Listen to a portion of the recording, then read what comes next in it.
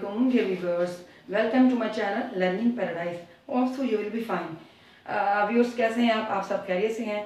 और मैं काफ़ी बीच में जो है ना माह रमज़ान की वजह से मैं वीडियोस अपलोड नहीं कर सकी। तो अब जैसे कि बच्चों के सेकेंड ईयर के पेपर स्टार्ट होने वाले हैं, तो जैसे कि सबसे पहला पेपर होता ही इंग्लिश का मोस्टली, और आज 9th का लास्ट पेपर था।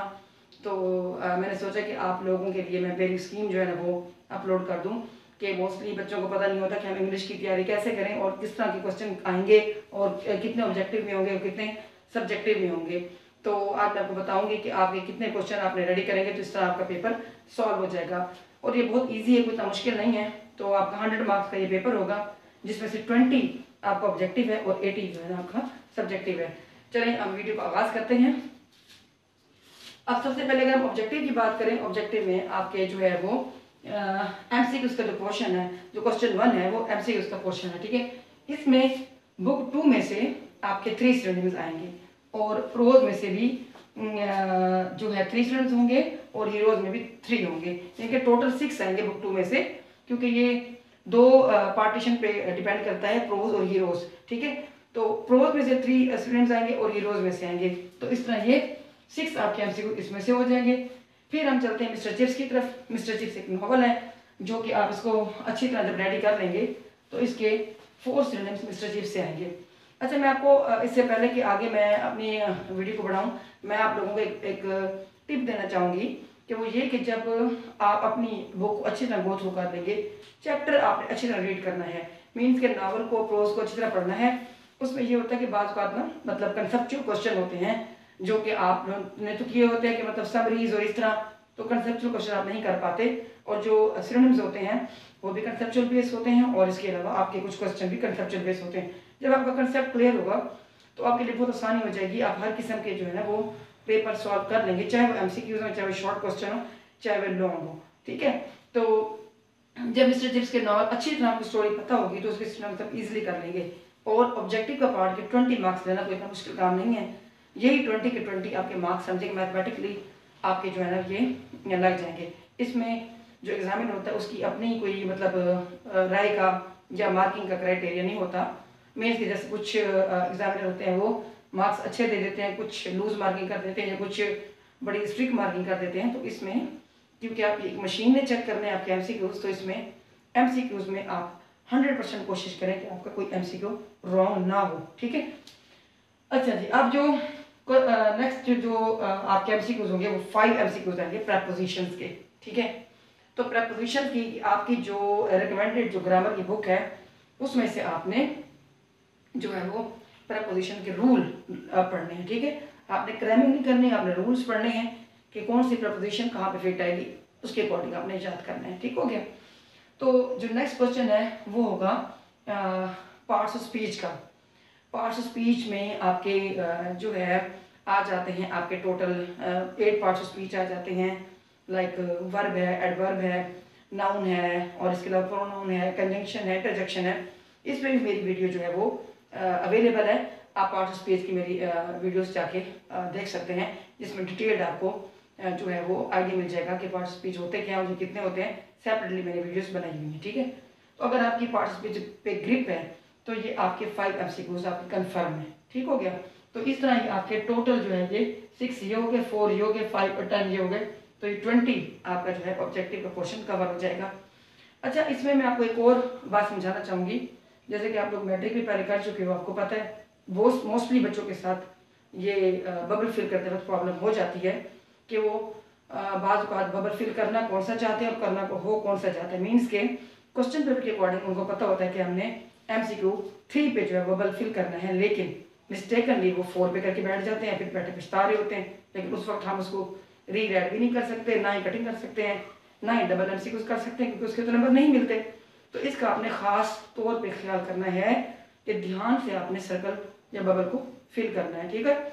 आपने क्वेश्चन के अकॉर्डिंग देख लेना है कि उसमें कौन सा बन रहा है एमसीक्यू और उसमें कौन सा बन रहा है। और ट्रस्ट ऑन योरसेल्फ, आपने मतलब आपके साथ जो फेलोज बैठे होंगे उनके कोड चेंज होते हैं, आपको पता है, ठीक है ना। जैसे कि आप पहले इस प्रोसेस से गुजर चुके हैं, आपको पता भी है, तो उनके कोड चेंज होते हैं। ऐसा ना हो कि आप किसी दोस्त से पूछें और आपका एमसीक्यू नंबर 2 हो और उसका जो है पेपर में एमसीक्यू नंबर 4 आ रहा हो और आपको साथ बता दे और आपकी समझ में ना आ रहा हो तो आपने गलती से वो फिल कर दिया तो आपका तो सारा पेपर गलत हो जाएगा। तो आपने अपनी एबिलिटी पे ट्रस्ट करना है, गो थ्रू करना है, फुल सिलेबस कंसेप्चुअल स्टडी करनी है, तो आपके इंशाअल्लाह ताला सारे ऑब्जेक्टिव बिल्कुल ठीक हो जाएंगे। ठीक हो गया। अब हम चलते हैं सब्जेक्टिव पोर्शन की तरफ। जो सब्जेक्टिव पोर्शन है ये है 80 मार्क्स का, और इसमें क्वेश्चन नंबर 2 जो है वो बुक 2 में से आएगा प्रोज का। ठीक है, इसके जो शॉर्ट क्वेश्चन है वो आपने टोटल शॉर्ट क्वेश्चन जो है वो आपने 6 करने होंगे आउट ऑफ 9, यानी कि आपके पास चॉइस होगी 3 क्वेश्चन की। अब अगर 9 क्वेश्चन है उसमें से आपने 6 करने होंगे और 2 मार्क्स का एक MCQ शॉर्ट क्वेश्चन होगा। अगर आप 6 करते हैं तो 6 × 2 तो 12 मार्क्स के आपके सिर्फ ये शॉर्ट क्वेश्चन आपके रेडी हो जाएंगे। ठीक है, अब इसमें आपके पास चॉइस है, तो आप बुक 2 के कुछ जो स्किप करना चाहें तो आप पे डिपेंड करता है, आप शुरू वाले करते हैं या लास्ट वाले करते हैं। अगर शुरू के आप हाफ कर लेते हैं या मतलब उसमें से एक क्वार्टर छोड़ देते हैं, मेरा तो ये मशवरा है कि एक क्वार्टर आप छोड़ें, हाफ ना करें। एक क्वार्टर अगर आप छोड़ देते हैं तो आपका ये पूरा पोर्शन सॉल्व हो जाएगा। 3 की आपके पास चॉइस होगी छोड़ने की। उसके बाद जो क्वेश्चन नंबर 3 है वो बुक 2 हीरोज के पोर्शन से आएगा। ठीक है, बुक 2 के 2 पार्ट्स आपको पता है, जैसे कि MCQs में था कि प्रोज में से भी 3 स्टूडेंट्स आएंगे और हीरोज में से भी 3 स्टूडेंट्स आएंगे। इसी तरह प्रोज में से बुक 2 के प्रोज पार्ट में से जो है एक क्वेश्चन ये हो जाएगा, आपने 6 क्वेश्चन करने होंगे आउट ऑफ 9। इसी तरह जो क्वेश्चन नंबर 3 होगा इसमें बुक 2 का हीरोज का जो पोर्शन है इसमें आपने 6 करने होंगे आउट ऑफ 8, यानी कि इसमें 2 की आपके पास जो है वो चॉइस होगी। सेम मार्किंग है, जो है 2 मार्क का एक होगा तो इसके भी 12 मार्क्स होंगे। ठीक है, तो जो नेक्स्ट क्वेश्चन है सिंपली जैसे कि आपने देखा ऑब्जेक्टिव में पार्टीशन है, सेम पार्टीशन इसमें है जो है मिस्टर चिप्स में से आएगा। और इसमें क्या होगा कि आपके पास देखें 4 क्वेश्चन का मार्जिन है, मीन्स कि आपने 8 क्वेश्चन करने होंगे आउट ऑफ 12। ठीक हो गया, तो इसमें भी ये भी 2 मार्क्स का है तो 16 मार्क्स आपके यहाँ पर है। मीन्स कहने का ये मकसद देखें यहाँ पे ये है कि सबसे ज़्यादा वेटेज ये वाला क्वेश्चन ले रहा है 16 मार्क्स का, और ये भी इनके भी वेटेज अच्छे हैं। तो मिस्टर चिप्स वाला नावल आपने बहुत ही आसान है, उनको डिटेल पढ़ना है, बड़ी मज़े की स्टोरीज़ हैं और ये बहुत ही पुराना नावल है जो कि अभी तक ख़त्म नहीं हो सका। हमारे दौर में होता जब हम स्टूडेंट जब पढ़ते थे बीच में इसको गवर्नमेंट ने कोशिश भी की इसको रिप्लेस करने की, लेकिन नहीं हो सका। तो ये बहुत ही समझें कि लोगों की फिंगर टिप्स पे मिस्टर चिप्स के नावल रेडी हो जाते हैं। तो देखिए इसका वेटेज भी ज़्यादा है तो आपने ये अच्छी तरह रेडी करने हैं। ठीक है, अब हम सब्जेक्टिव पार्ट के नेक्स्ट क्वेश्चन की तरफ चलते हैं। तो डियर स्टूडेंट्स जो इसका क्वेश्चन नंबर 5 है वो है एसे राइटिंग का। ठीक है, अच्छा सबसे पहले मैं आपको एसे राइटिंग की जो है वो टिप्स बताना चाहूँगी, बल्कि इस पे जो है ना मेरी एक वीडियो भी आपको मिल जाएगी एसे राइटिंग पे कि आपने एसे कैसे करना है। मेरी इस चैनल पे जो है एसे राइटिंग के बारे में भी मेरी वीडियो पड़ी हुई है, वो आप जाकर देख लीजिएगा। लेकिन फिलहाल मैं आपको इतना बताना चाहूँगी कि आपने सबसे पहले इम्पोर्टेंट आपने टोटल जो है वो 12 से 15 ऐसे रेडी कर लेने हैं। अगर आप टोटल 10 भी कर लें 10 से 12 वो भी बहुत है। मोस्ट यानी करंट इशूज जैसे चल रहे हैं आजकल हमारे, उसके बारे में आपने जो है वो एक ऐसे रेडी कर लेना। करंट इशूज़ पे एक ऐसे उसमें से आ जाता है। ठीक है, दूसरा जो है वो आ जाता है किसी भी डिजीज़ पे, और जो तीसरा ऐसे है वो जैसे सीजनल जैसे हो गया, रेनी डे हो गया, या फिर जैसे विलेज लाइफ हो गया, या मतलब सिटी लाइफ हो गया, इसके बारे में आ जाता है। आपके पास मार्जिन यहाँ बहुत ज़्यादा है, जिनके 4 ऐसे में से आपने एक ऐसे करना होगा। तो फिर ऐसे आपने, और ये कितने मार्क्स के 15 मार्क्स का, तो ऐसे आपने इस तरह करना है कि वाकई वो ऐसे हो पैराग्राफ ना हो। ठीक है, एक पैराग्राफ और ऐसे राइटिंग में ह्यूज डिफरेंस होता है। तो आपने ऐसे जो कम से कम वो आपका जो है वो 7 से 8 पैराग्राफ का कम्बिनेशन होता है ऐसे। ठीक है, लॉन्ग ऐसे ये डिपेंड करता है कि कितने मार्क्स का है। अगर वो छोटा मतलब कम मार्क्स का है तो वो 2 से 3 पैराग्राफ में मुश्तमिल होता है, और अगर लॉन्ग ऐसे आपने करना है इसमें वो वर्ड्स देख देते हैं कि इतने वर्ड्स का ऐसे उनको चाहिए, लाइक 300 से 400 वर्ड्स का। अब एक एक वर्ड तो बैठ के काउंट नहीं करते, लेकिन अप्रॉक्सीमेटली आपका आइडिया हो कि मैंने जो है वो इतना ऐसे लिखना है। ठीक है, सबसे पहले आपको क्रिएटिविटी आनी चाहिए, वेल एंड गुड। अगर आपके टेंसेस बहुत अच्छे हैं, ग्रामर बहुत अच्छी है और सेंटेंस मेकिंग आती है तो आप सेंटेंसेस खुद राइट कर लेंगे, यानी कि नॉलेज ले लेंगे बुक से आप, यानी कि वोकैबुलरी आपके पास ना हो, इन्फॉर्मेशन ना हो, और आप कैसे लिखेंगे। इन्फॉर्मेशन नॉलेज ले लें, लेकिन कोशिश करें खुद से लिखें, क्योंकि क्रैमिंग जो है वो तो वैसे भूल जाती है पेपर में। ऐसा ना हो कि फिर आपको, कुछ बच्चे होते हैं कि फर्स्ट वर्ड याद करते हैं आगे सारा भूल जाता है, तो ये वाला सीन ना हो। तो जिन बच्चों की क्रैमिंग बहुत अच्छी है तो वेल एंड गुड, तो उस तरह करें। लेकिन मोस्टली बच्चों को ग्रामर याद नहीं होती, कंसेप्चुअल बच्चे होते हैं, तो वो अपनी वोकैबुलरी अच्छी करें, टेंसेस अच्छे करें, पार्ट्स पे ग्रिप हो, तो ऐसे राइटिंग लिखना कोई मसला ही नहीं है। ठीक है, तो आपके जो ऐसे है 15 मार्क्स के हिसाब से मेरे हिसाब से 7 से 8 पैराग्राफ पे डिपेंड होना चाहिए। और ये क्वेश्चन आप सबसे एंड में करें, क्योंकि शुरू में ऑब्जेक्टिव वाला पोर्शन, शॉर्ट क्वेश्चन ये पहले जल्दी जल्दी हो जाएंगे, क्योंकि इसके लिए आपके पास कम से कम 20 मिनट आपके पास होने चाहिए ऐसे लिखने के लिए। ठीक है, 20 से 25 मिनट का मार्जिन आपने रखना है कि मैंने एंड पे ऐसे लिखना है, वो जो इसका मार्जिन मेरे पास हो।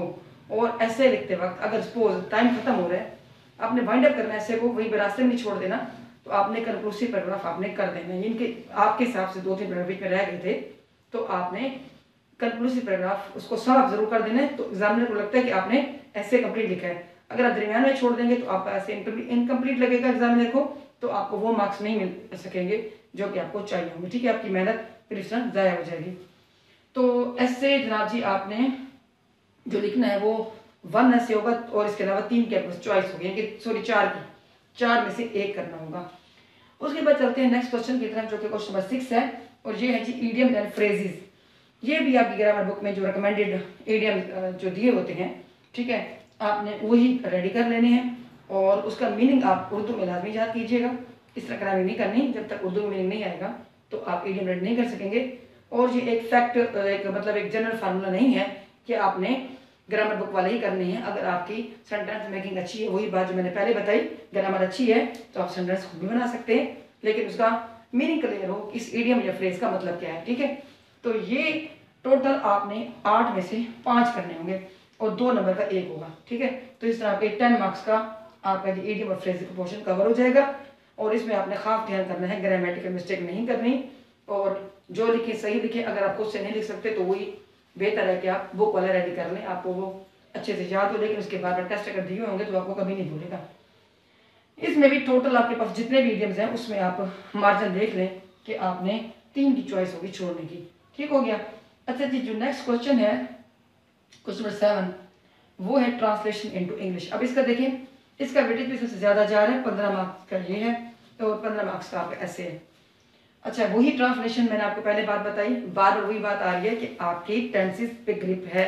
अगर आपके पार्टिसिपेट अच्छे हैं, आपकी क्रिएटिविटी अच्छी है, तो आप तो ये ट्रांसलेशन बड़े मज़े से कर लेंगे। ठीक है, बजाय इसके कि आप ग्रामर की तरफ जाएं।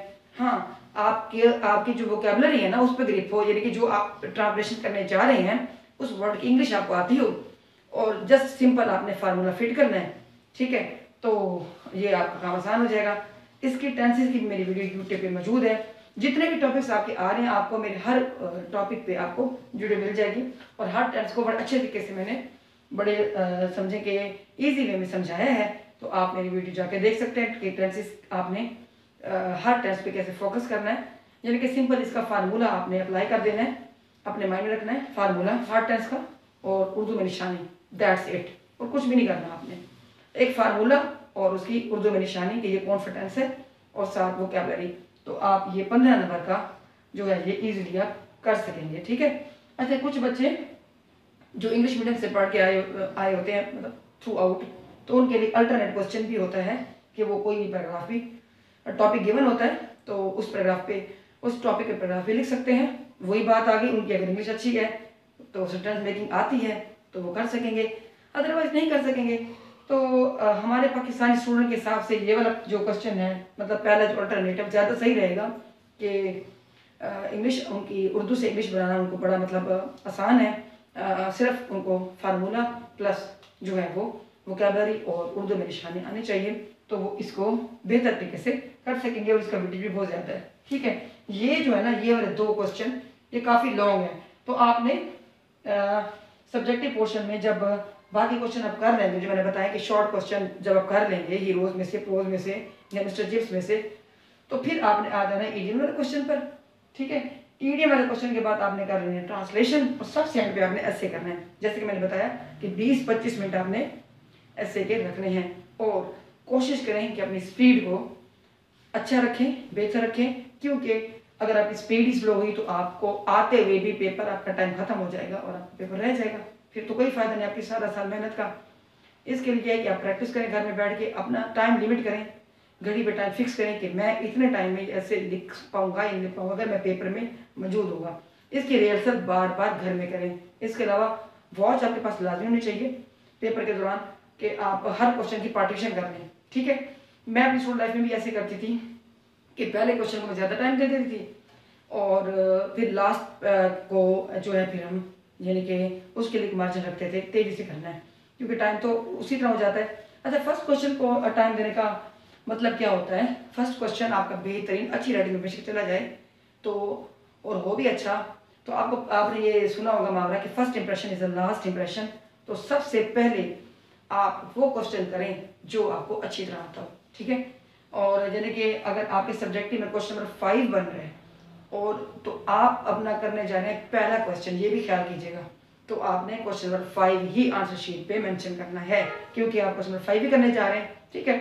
उसके बाद दरमियान में आप वो क्वेश्चन डाल दें जो आपको नॉर्मल आते हैं, फिर आपने एंड पे फिर आपने वो क्वेश्चन करना है जो आपको फिर अच्छे तरीके से आता है, यानी कि सेकंड ऑप्शन, फर्स्ट प्रायोरिटी वो, उसके बाद सेकंड आपका जो मतलब सेकंड नंबर पे जो अच्छी तरह आता है एंड पे कीजिएगा।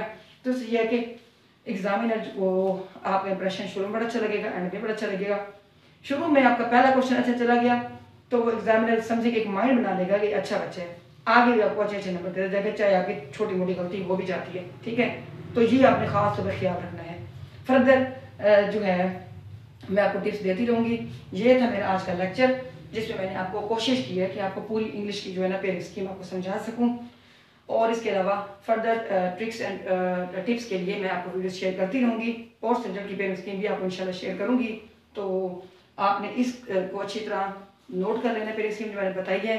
और इसके अलावा आपको इसी इंग्लिश के हवाले से कोई भी लेक्चर चाहिए तो मेरे चैनल पे सारे लेक्चर मौजूद हैं, चाहे वो पार्ट्स ऑफ स्पीच है, चाहे वो ऐसे राइटिंग है, चाहे वो टेंसेज हैं, तो आप उन वीडियो से हेल्प ले सकते हैं।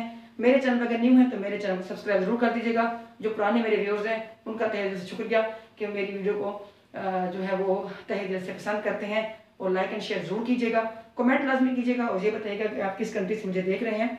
और इसके अलावा जो है अपनी दुआ में याद रखिएगा। इंशाल्लाह मिलेंगे नेक्स्ट वीडियो में, तो तब तक के लिए मुझे इजाज़त दीजिए। अल्लाह हाफिज़।